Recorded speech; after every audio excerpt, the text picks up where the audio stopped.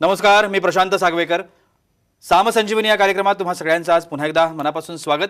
डोळ्यांच्या नसा, वातविकार आणि आयुर्वेद या विषयावरती आज आपण चर्चा करतोय आणि यावर मार्गदर्शन करण्यासाठी आज माझ्यासोबत स्टुडिओमध्ये आहेत वैद्य परमात्मा आत्माराम ठाकरे. आपण सरांचं स्वागत करूया. सर नमस्कार, कार्यक्रमात मनापासून स्वागत. कार्यक्रमाला सुरुवात करायची आहे, मात्र सरांची आपण ओळख करून घेऊया. श्री विश्वमाय आयुर्वेदिक चिकित्सालय, पंचकर्म आणि संशोधन केंद्र वाशिम याच्या माध्यमातून गेल्या 12 वर्षांपासून सर आयुर्वेद सेवेमध्ये कार्यरत आहेत. कार्नियाची झीज होणं, कार्नियल अल्सर, पडद्यावर वारंवार सूज येणं, रक्तस्राव होणं, पडदा नसा सुकणं असे डोळ्यांचे जे दुर्धर आजार आहेत त्याच्यावरती आयुर्वेद प्लांट स्टेम सेल थेरपीच्या माध्यमातून सर विशेष संशोधनातून वैद्यांनी आतापर्यंत यशस्वी असे अनेक जण आहेत ते बरे केलेले आहेत. डोळ्यांमधले पेशी, मज्जातंतू याची नवीन उत्पत्ती करून डोळ्यांच्या दृष्टीची वाढ होते, हे आयुर्वेदिक प्लांट स्टेम सेल थेरपीचं वैशिष्ट्य आहे. लहान मुलांचे आजार, स्त्रियांचे आजार, वाताचे विकार, मेंदूचे विकार, तोंडाचे, नाकाचे, कानाचे विकार, thyroid, blood pressure, cancer, kidney विकार यासह अनेक आजारांच्या हजारो रुग्णांवरती यशस्वी चिकित्सेचा वैद्यांकडे अनुभव आहे. श्री विश्वमाय आयुर्वेदिक चिकित्सालय हे महाराष्ट्रातील एकमेव असं आयुर्वेद चिकित्सालय आहे जिथं डोळ्यांच्या आजारावर आयुर्वेदिक प्लांट स्टेम सेल थेरपीद्वारे उपचार केले जातात. त्यामुळे आज सर आपल्याला खूप महत्त्वाची माहिती सांगणार आहेत. मला असं वाटतं की डोळ्यांसारखा अतिशय नाजूक, अतिशय संवेदनशील भाग ज्याच्यात जर दुखापत झाली तर आपण काय होऊ शकतं आपल्या आयुष्यामध्ये तुम्ही कल्पना करू शकता. त्यामुळे हे खूप महत्त्वाचं आहे. त्यामुळे एपिसोड नीट लक्ष देऊ नका असं मी म्हणेन. सर पुन्हा एकदा स्वागत कार्यक्रमामध्ये. खूप महत्त्वाचा भाग आहे. आपल्या शरीरातले जे काही अवयव आहेत त्या अवयवातला अतिशय संवेदनशील सेन्सिटिव्ह पार्ट आपण ज्याला म्हणू शकतो तो म्हणजे डोळे. आणि ह्या डोळ्यांना जर काही झालं तर आपण आत्मविश्वास 80% खाली सुद्धा गमावू शकतो, एवढी वेळ माणसावर येते. त्यामुळे सगळ्यात पहिला प्रश्न, वातविकार आणि डोळ्यांची दृष्टी हा काही परस्पर संबंध या दोघांमध्ये आहे का? आता मुळात जर विचार केला तर जे डोळा जो आहे त्याच्या थोडक्यात एक आपल्याला रचना कशी आहे ती बघणं गरजेचं आहे. बरं. जे डोकं आहे त्याला आपलं ब्रेन म्हणूया, आणि ब्रेनचा जो फर्स्ट पार्ट जो आहे, जो मॅसेज ब्रेनपर्यंत घेऊन जात असतं ते डोळ्याच्या माध्यमातून घेऊन जात असतं. मग डोळ्याचं कार्य जे आहे, ही जी दृष्टी कोणताही ऑब्जेक्ट बघितल्याच्या नंतर तो रेटिनावर पडणे आणि पडल्याच्या नंतर ते नसा थ्रू मेंदूपर्यंत घेऊन जाणे, हे कार्य वाताचं आहे. याला प्राणवायू म्हणतो आम्ही. आणि उदानवायू, वाताचे 5 प्रकार आहेत: प्राण, व्यान, उदान, समान आणि अपान.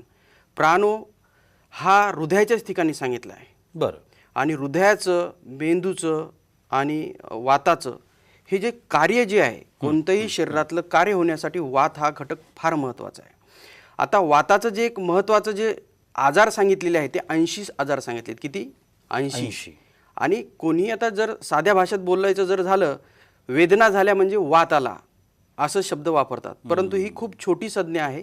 वाताचा विचार खूप मोठा आहे. उदान बल उच्चते सांगितले. बल, वर्ण, स्मृती, मेधा, कांती. जर तुमची भाषा किंवा तुमचा आवाज जर गोड, मधुर आणि एक रोबदार भाषा जर असेल तर तुमचं वाताचं कार्य हे चांगलं असतं.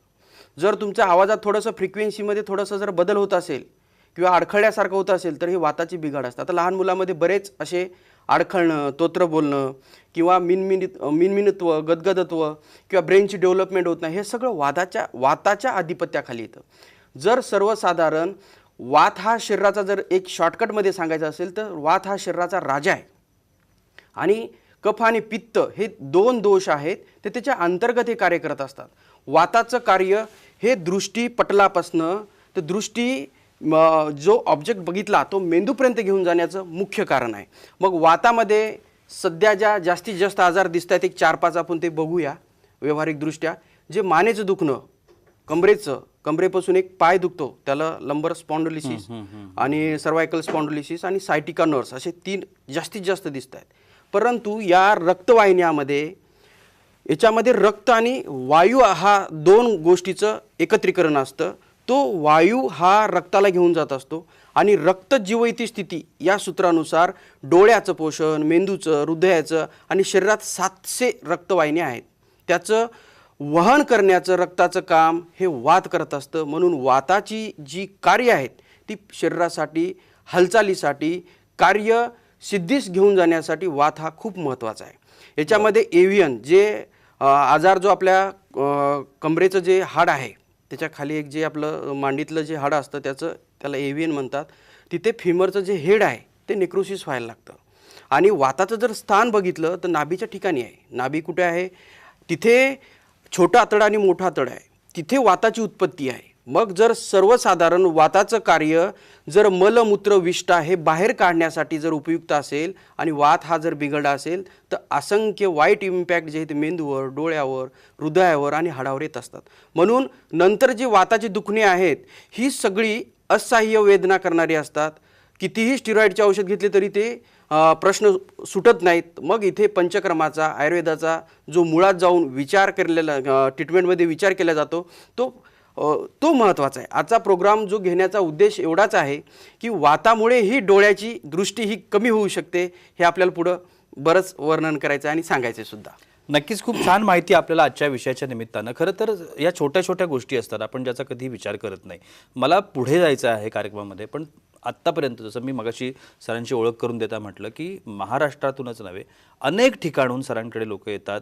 डोळ्यांच्या संदर्भातल्या गोष्टी असतील किंवा आयुर्वेदातल्या अनेक ट्रीटमेंट सर करतात त्यासाठी असतील.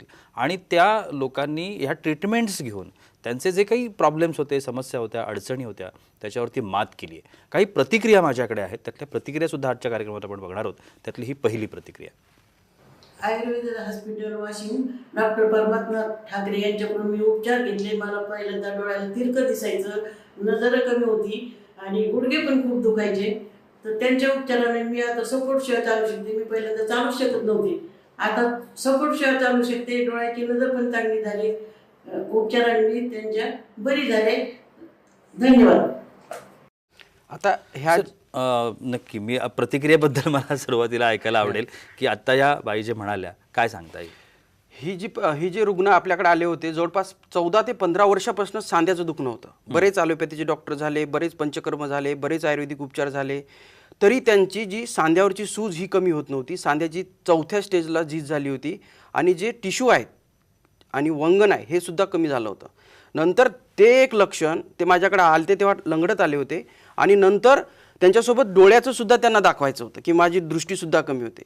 ह्या दोन गोष्टीचा एक संगतमत असा आहे, जे रक्ताच्या आश्रित वात असतो तो जर वायू हा जर दूषित झाला तर डोळ्याचंही रक्त पुरवठा हा प्रॉपर होत नाही आणि जवळची आणि लांबची दृष्टी ही कमी व्हायला लागते. या रुग्णाला साधारण 1 ते 1.5 महिन्यामध्ये हा रुग्ण स्वतः हा चालत आला आणि तो स्वतः आता 4 ते 5 किलोमीटर स्वतः चालतात आणि दृष्टी त्यांना पहिले पूर्वीचं पेपरमधलं सुद्धा वाचता येत नव्हतं ते आता त्यांना वाचता यायला लागतं.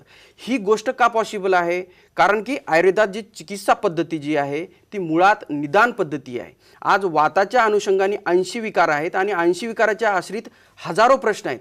तर मुळात दृष्टी डोळ्याची कमी होते, परंतु ती वात आणि पित्त आणि कफ या 3 दोषाच्या कोणत्या बिघाडामुळे झाली हे निदानामध्ये फार महत्त्वाची गोष्ट आहे. नक्की मी त्या आजारांकडेच येणार होतो. जसं तुम्ही आता उल्लेख केलात की असंख्य आजार आहेत, वेगवेगळे आजार आहेत जे वातविकारांमध्ये निर्माण होतात. पण मला त्याच्यातला जो मुख्य भाग आहे किंवा भीती म्हणूया आपण की जर अशा पद्धतीचे विकार निर्माण झाले तर खरंच कायमस्वरूपी अंधत्व येऊ शकतं. नक्की. आता कायमस्वरूपीचं अंधत्व हे एकदम येत नाही सर. काय होतं, हळूहळू येतं. त्याच्या पूर्वी काही लक्षणं आहेत, ते फार काळजीपूर्वक बघणं किंवा त्याच्या काळजीपूर्वक त्याच्यावर निदान करून उपचार करणं गरजेचे आहेत.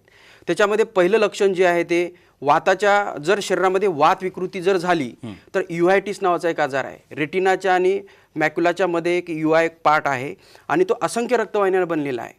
त्याच्यामध्ये प्रथम सूज यायला लागते. सूज आल्याच्या नंतर तिथं लालसरपणा डोळ्याच्या साईडनं दिसायला लागतो आणि नंतर पाणी गळायला लागतं आणि नंतर हळूहळू वेदना ह्या डोळ्याच्या आश्रित असतात आणि जर जास्त प्रकाश असेल तर तो प्रकाश सहन होत नाही. असे लक्षणं या युआयटिस आजारामध्ये असतात आणि याची उपचार जे आहे ते फक्त स्टिरॉइड बेस्ड ट्रीटमेंट आहे. पण आयुर्वेदात त्याचं मूळ कारण शोधलं जातं.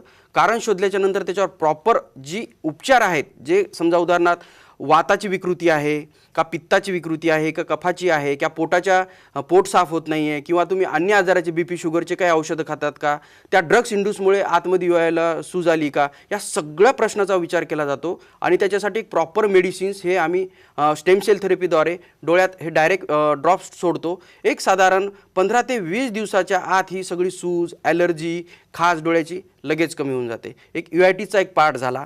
दुसरा याच्यामध्ये कॉर्नियल जो आहे, आता कॉर्निया जे कृष्णपटल म्हणतो आपण, काळं बुबुळ म्हणतो साध्या भाषेमध्ये, याच्यामध्ये शेप असतो. तो शेप सुद्धा चेंज व्हायला लागतं. त्याला केराटिटिस नावाचा एक आजार आहे. त्याचा जर शेप चेंज झाला तर जवळची किंवा लांबची दृष्टी ही सुद्धा कमी व्हायला लागते. आणि डोळा हा नॅचरली सगळं सौंदर्य बघण्यासाठी दिलेला असतो, परंतु ती सुंदरता ही दिसतच नाही. तुम्ही मग एक सुरुवातीला बोलता वेळेस मला सांगितले की मनाचा आत्मविश्वास सुद्धा कमी होतो. तर डोळ्याचं जर सुंदरता ही डोळ्याचं बघण्याचं जर कार्य असेल किंवा सगळ्या सृष्टी बघण्याचं जर कार्य असेल आणि ती बघता वेळेस जर बाधा येत असेल तर मनाचा आत्मविश्वासही कमी होतो. मन हे आतल्यात कोंडायला लागतं, जास्त डोक्यात विचार यायला लागतात आणि लोक डिप्रेशनकडे वळायला लागतात. हे डोळ्याच्या बिघाड आल्यामुळं होतं. आणि नंतर ह्याचं जे कार्य आहे ते वाताच्या कार्यासाठी खूप इम्पॉर्टंट आहे. वात मी तुम्हाला मागच्या वेळेस बोलता वेळेस सांगितलं की बल वर्ण स्मृती मेधा कांती, बल वर्ण मेधा स्मृती कांती. आता जर तुमचं बल जर प्रॉपर असेल शरीराचं तर तुमचं कार्य हे सगळे चांगले व्हायला लागतात. पण शरीर हे सुदृढ दिसतं, पण आतून हे मन शरीर हे पोखरलेलं असतं. निर्णय क्षमता या रुग्णाची कमी झालेली असते आणि आतल्यात हे मनाला कोंडून घेतात, बाहेर ते निघत नाहीत. तर म्हणून दृष्टी जशी तुमची असेल तसे तुम्हाला सृष्टी दिसेल, हे निसर्गाची ही एक व्याख्याच आहे. त्याच्यानंतरचा जो चौथा किंवा तिसरा जो आजार वर्णन केला आहे त्याच्यात एक लास्ट पार्ट जो आहे, जो रेटिना म्हणू आपण त्याला, असंख्य रक्तवाहिन्यापासून बनलेला असतो. तिथे ब्लॅक स्पॉट यायला लागतात आणि धब्बे आल्याच्या नंतर रेटिना हा हळूहळू डेड व्हायला लागतं. मग याच्यासाठी सगळ्यात महत्त्वाचं जे आता सध्या व्यवहारात जे जास्त डिसीज दिसत आहेत त्याच्यामध्ये BP आणि शुगर.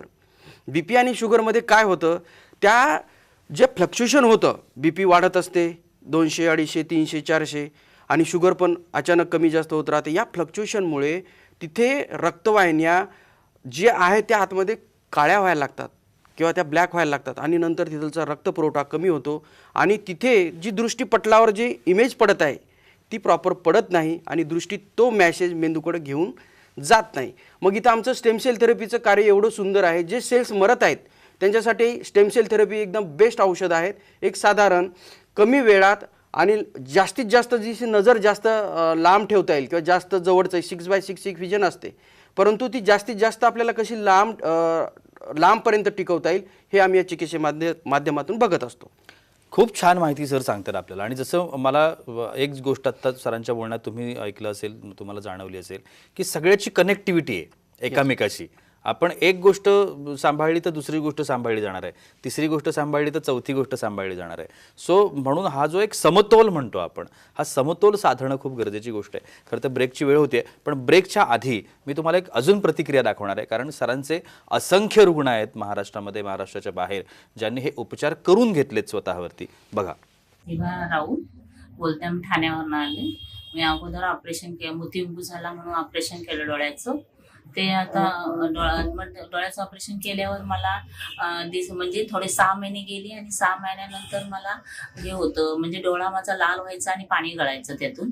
मग आम्ही डॉक्टर केले, 5-7 डॉक्टर केले. 7 डॉक्टरने सांगितले इंजेक्शनाशिवाय काही पर्याय नाही. 1-1.5 वर्ष जवळजवळ आम्ही इंजेक्शनं घेतली. इंजेक्शनं घेतल्यावर डोळा थोडा थोडा बारीक व्हायला लागला. मग नंतर आम्ही हे केलं, आम्ही ठाकरे डॉक्टरांकडे आलो दादरला. तिथे आम्हाला ट्रीटमेंट चालू केली. मग लगेच 8 दिवसांच मला दिसायला लागलं आणि माझी शुगर होती 400-500 व्हायची, कारण सूज आलेली पडद्याला, म्हणून डॉक्टर सुजेची गोळी द्यायच्या, त्या गोळ्या द्यायच्या पडद्याला सूज कमी व्हायला. ते मग नंतर मग त्या हे डॉक्टरांकडे आल्यावर मला ती सूज पण गेली आणि दिसायला पण लागलं. एका डोळ्यात मोतीबिंदू झालं होतं, त्यानं पण दिसत नव्हतं. मग ते ड्रॉप घातल्यावर मला व्यवस्थित दिसायला लागलं. मी व्यवस्थित आता बघते सगळं, वाचते बिचते, बैठकीला पण जाते मी तिथं. म्हणजे माझं व्यवस्थित वाचणं बिचणं असतं, आमची उपासना. मग तिथे उपासना मी करते. आता मला कोणताही त्रास नाही. आता 2-3 महिने झाले आम्ही औषध घेतो, मला व्यवस्थित दिसते. खूप छान अशी प्रतिक्रिया त्यांनी स्वतःचा अनुभव आपल्याशी शेअर केला आहे की नेमकं त्यांना होत काय होतं आणि औषधं घेतल्यानंतर त्या आता कशा आहेत. खरं तर या सगळ्या संदर्भात अजून मला माहिती घेण्याची उत्सुकता लागली आहे, पण वेळ होते छोट्याशा विश्रांतीची. कुठे जाऊ नका, पाहत राहा सामसंजीवनी.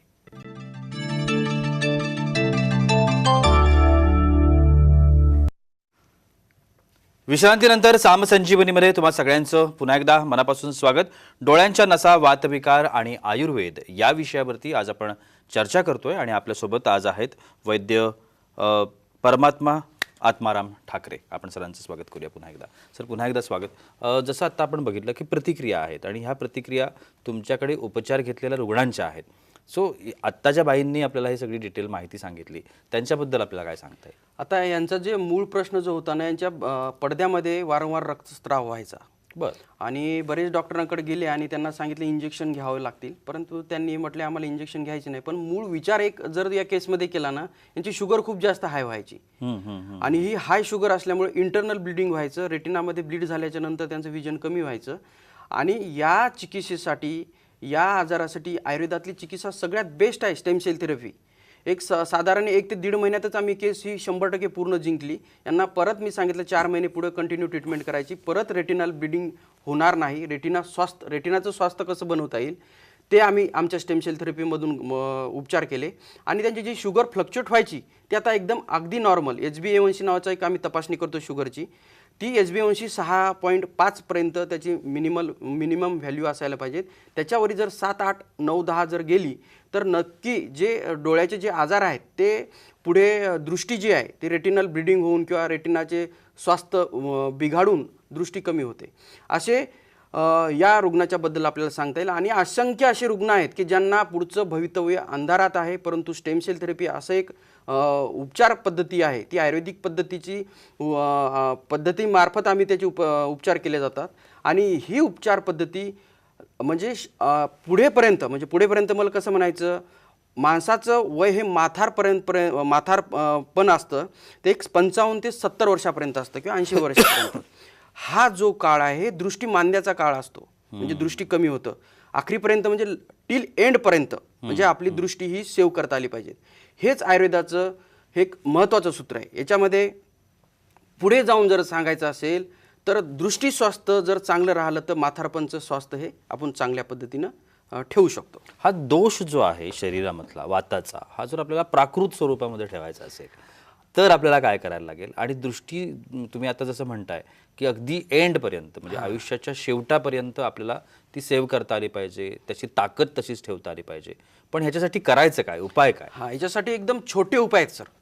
सगळ्यात महत्त्वाचं, घरी पूर्वी मंजन बदलायला पाहिजे. जे पेस्ट कोलगेट वगैरे वापरतो ना, तर हे दाताची जी रूट्स आहेत ते डायरेक्ट मेंदूपर्यंत आणि डोळ्याच्या पडद्यापर्यंत आटायचे आहेत.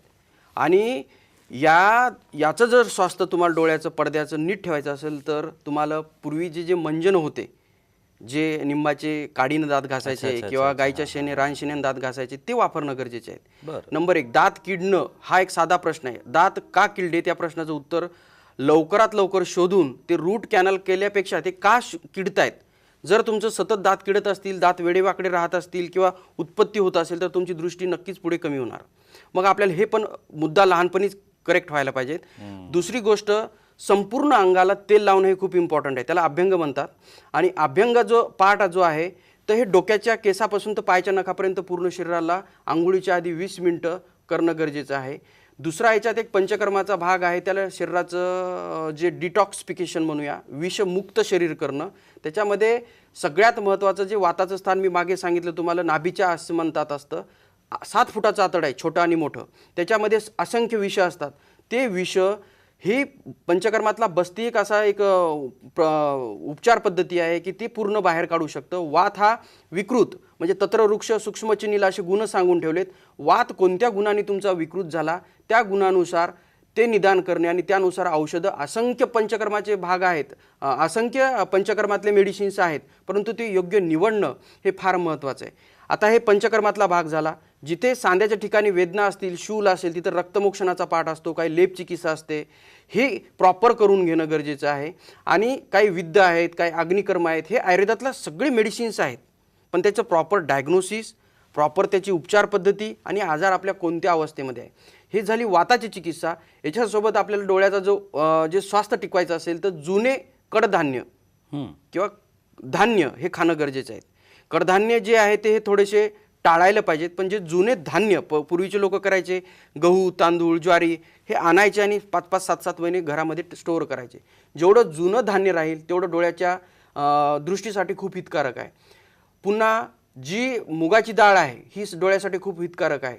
त्रिफळा, आवळा, जे रूट्स आहेत हे खूप चांगल्या पद्धतीनं आपल्याला जेवणामध्ये नित्य ठेवणं गरजेचे आहेत.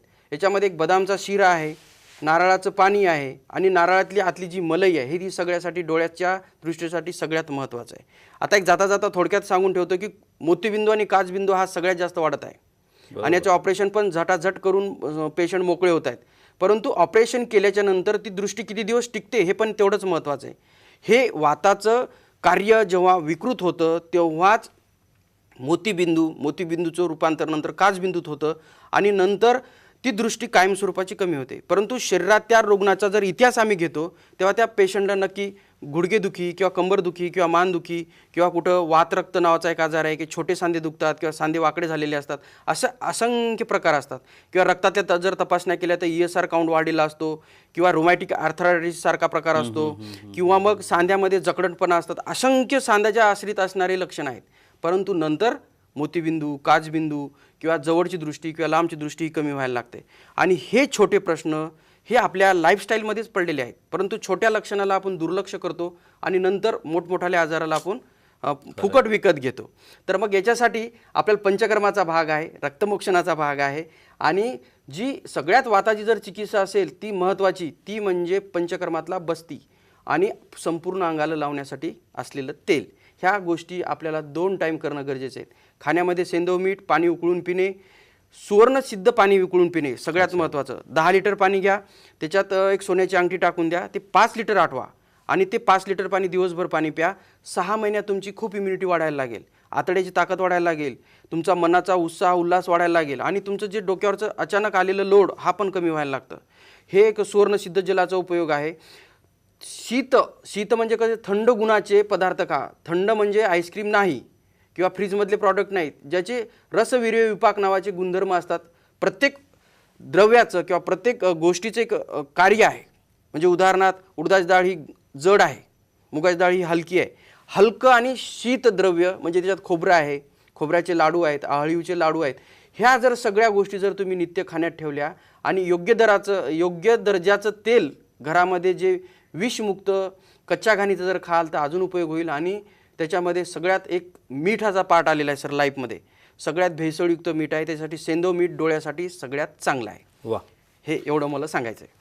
खूप छान अशी माहिती. तुम्हाला सगळ्यांच्या लक्षात आलं असेल की किती छोट्या गोष्टी सरांनी आपल्याला आज सांगितल्यात. मला माहिती आहे की ह्या 20-22 मिनिटांच्या कार्यक्रमामध्ये सगळ्या गोष्टींचे डिटेल्स सांगणं शक्य नसतं, पण सरांनी जेवढं शक्य आहे तेवढं त्यांनी सांगितलेलं आहेच. पण तरीसुद्धा तुमच्या मनामध्ये शंका असतील, प्रश्न असतील, काही अडचणी असतील, स्वतःला काही त्रास होत असतील, तुम्ही थेट सरांना कधीही संपर्क करू शकता. सरांचे नंबर्स आत्ताच TV स्क्रीनवरती आहेत. हे नंबर तुम्ही टिपून घ्या. तुम्हाला जेव्हा तुमच्या आवश्यकतेप्रमाणे तुम्हाला गरज लागेल, तुमच्या मित्रपरिवारात कोणाला गरज लागेल की कोणी तुम्हाला विचारेल असा असा त्रास होतोय मी काय करू, तेव्हा तुम्ही नक्की सरांचा नंबर त्यांना देऊ शकता.